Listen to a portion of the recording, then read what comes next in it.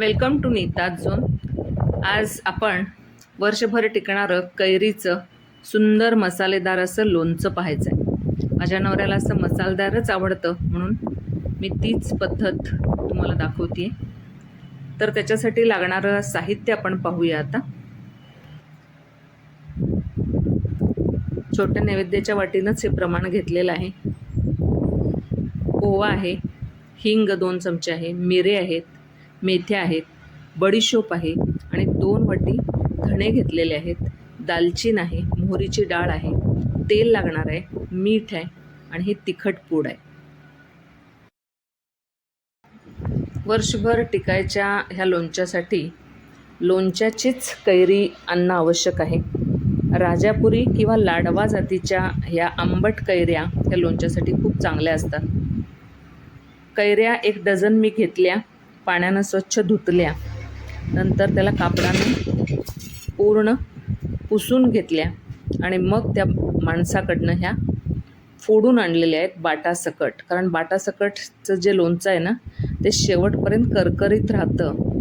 त्यानंतर फोडून आणल्यानंतर त्यातल्या बिया वगैरे वेगळ्या केलेल्या आहेत। हे बाट असं दिसतंय बघा, पण ह्याच्यामध्ये बिया असतात, ते सर्व बिया वेगळ्या करून त्याला जवळजवळ अर्धी वाटी मीठ आणि 2 चमचे हळद लावून 12 तास मी ठेवलेलं होतं आणि त्याच्यानंतर ते पाणी पूर्ण गाळून त्याला कापडानं पुसून घेतलेले आहेत। फोडी पूर्णतः वाळायला हव्यात, गरज पडली तर फॅनखाली 1-2 तास फोडी वाळवून घेतल्यात तरी चालेल। ज्याच्यात आपल्याला लोणचे भरायचे ती बरणीसुद्धा धुवून उन्हात वाळवून घेतलेली आहे।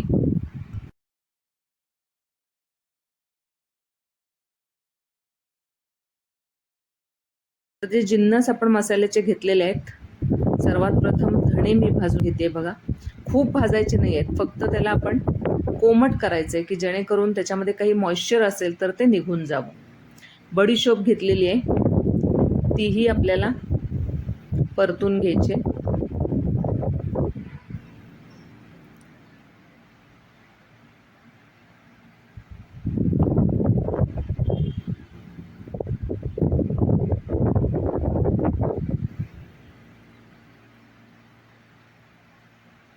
त्यानंतर हे मोहरीची जी डाळ आहे बाजारात मिळते तीही मी भाजून घेतलेली आहे। ओवा थोडा भाजून घ्यायचा आहे। हे सर्व जिन्नस आता मीठसुद्धा आपल्याला थोडं भाजून घ्यावं लागणार आहे। त्याच्यामध्ये आपल्याला मीठ जे घालायचं आहे ते आता तेल भरपूर लागणार आहे, जवळजवळ 1.5 वाटी, त्यातलं निम्मं तेल मी कढईत घेतलेलं आहे। त्याच्यामध्ये मेथ्या घातल्यात, लालसर रंगावर येईपर्यंत मेथ्या त्याच्यामध्ये तळायचे।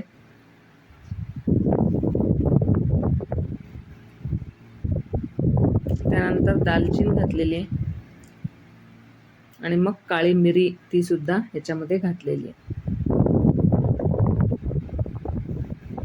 आता दालचीन आणि मिरी छान वर तरंगायला लागेल, कारण ते तळले की ते मी वेगळं काढून घेणार आहे, कारण ते मी मिक्सरवर नाही काढणार आहे। मेथ्या मात्र मिक्सरवर काढायच्यात आपल्याला आणि म्हणून दालचीन आणि काळी मिरी जी आहे ती वेगळ्या एका प्लेटमध्ये आपण काढून घेऊयात।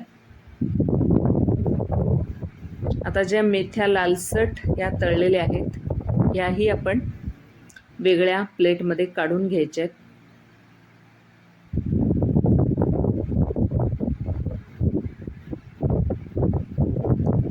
आता ह्याच्यामध्ये थोडं कोमट झालं तेल, कारण पूर्ण गरम तेलामध्ये हिंग घालायचं नाही आहे, लगेच करपतो तो, म्हणून थोड्या वेळानं मी हा हिंग, तोही खडा हिंग आहे, घरी मी कुटून पावडर करून घेतलेला आहे, खूप छान असा हिंगाला वास आहे। आता बडीशोप, हे धणे, त्यानंतर मोहरीची डाळ आणि ओवा हे एकत्रितपणे एकदम ओबडधोबड असं बारीक करून घ्यायचं आहे। खूप पावडर करायची नाही आहे, एकदम ओबडधोबड असं आपल्याला मिक्सरवरती काढायचं आहे।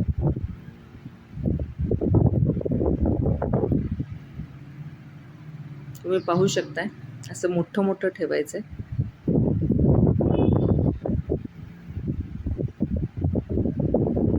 आता हे जे आपलं कोमट तेल होतं ना त्यातच मी हे मिक्सरवर काढलेलं जे ओबडधोबड पूड आहे ती घातलेली आहे। आता मोहरीची डाळसुद्धा अगदी बारीक करायची नाही, मुठी मुठीच ठेवायची आहे. तीही आपण त्या तेलामध्ये घालून घेऊया.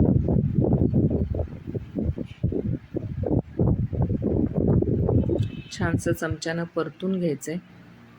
बऱ्यापैकी सर्व मसाले आपले झालेले आहेत. गॅस बंदच आहे, मगाशीच बंद केलेला आहे.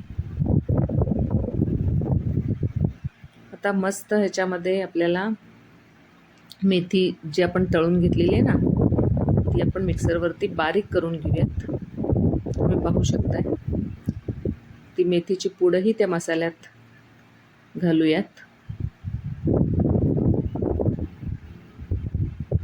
नंतर हे लाल तिखट,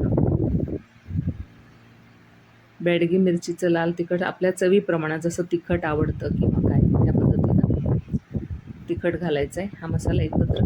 आता दालचीन, काळे मिरी आणि मीठ हे मी घातलेलं आहे. दालचीन आणि काळे मिरी अजिबात मिक्सरवर काढलेली नाही आहे, तर खूप स्ट्रॉंग होतं ते. त्याचा फक्त वास छान लागतो म्हणून मला आवडतं ते घालायला. आता हा मसाला गार करण्यासाठी ठेवून देऊयात. आता जे उरलेलं निम्म तेल होतं ते मी त्याच कढईत घेतलेलं आहे आणि फक्त तेल तापवायचं आहे. ॲक्च्युअली ते फक्त मोहरीचे 4 दाणे टाकून तेल तापले की नाही, म्हणजे मोहरी उडली की समजायचं तेल प्रॉपर गरम झालेलं आहे. गॅस बंद करते आहे मी. मोहरी तडतडलेली दिसते पहा. खूपच कमी मी घातलेली आहे आणि थोडंसं कोमट तेल असताना आपण थोडीशी हळद, कारण आंब्याच्या फोडींना आपण हळद लावलेलीच आहे. आता ह्या फोडी पूर्ण वाऱ्यामध्ये वाळवून घेतलेल्या आहेत पहा. त्याचं पूर्ण जे मीठ आणि हळद घातलेलं पाणी होतं ते निथळून झाल्यानंतर पूर्ण कापडाने पुसून घेऊन पुन्हा 2 तास फॅनच्या वाऱ्याखाली वाळवलेल्या फोडी आहेत. आता मसाला एका मोठ्या परातीमध्ये मी जो आपण तयार करून घेतलेला मसाला आहे ना, तो गार झालेला आहे पूर्ण. आता ह्याच्यामध्ये आपण आंब्याच्या फोडी टाकून घेऊयात आणि चमच्यानं न फिरवता हातानंच छान सगळ्या फोडींना मसाला लागेल असं आपण फिरवून घ्यायचं आहे. खूप छान असा वास येतो. चमच्यानं नीट फिरवलं जात नाही. आता तुम्ही पाहू शकताय प्रत्येक फोडीला मसाला लागलेला आहे. उन्हामध्ये बरणीसुद्धा मी काल नाही परवाच स्वच्छ धुवून पुसून उन्हामध्ये वाळवून घेतलेली अशी बरणी आहे. काचेची असू दे किंवा चिनी मातीची बरणी आपल्याला हे लोणचं भरण्यासाठी लागतं. तर ह्या बरणीला थोडासा हिंग पूर्ण सगळीकडे लावून घ्यायचं आहे आणि त्याच्यामध्ये छान लोणचं भरायचं आहे.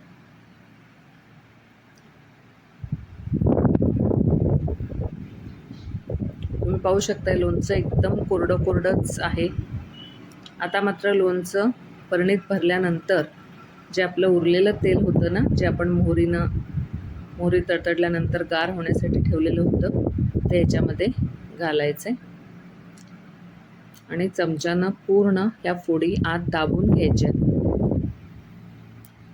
दर 2 दिवसांनी हे लोणचं मी हलवून ठेवणार आहे, 1-2दा, आणि त्याच्यानंतर मात्र टोपण लावून दादरा बांधून हे आपण जिथं वारं खेळतं अशा रूममध्ये, रॅकमध्ये आपल्याला हे लोणचं ठेवायचं आहे. बाहेरच ठेवायचं आहे, फ्रीजमध्ये अजिबात ठेवायचं नाही आहे. खूप छान टिकतं हे लोणचं. नक्की करून पहा. Follow Neeta zone. Like, share and subscribe my channel. Thank you very much.